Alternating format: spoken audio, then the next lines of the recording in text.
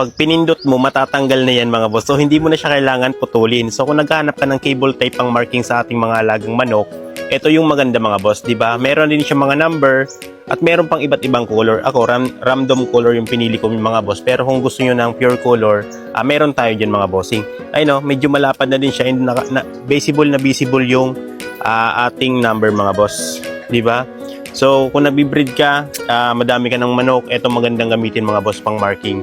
Di ba? Leg band. Ayun o. Higpit mo siya, then hindi na yun matatanggal. Then kung gusto mong tanggalin, pindutin mo lang to.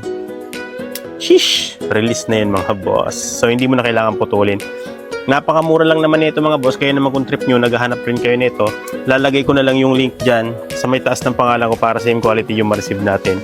So, ganito siya kahaba. 5 inches. Ayan o, 5 inches ang yung kanyang haba mga boss. So, get nyo na ba? Nakasale pa. More wins.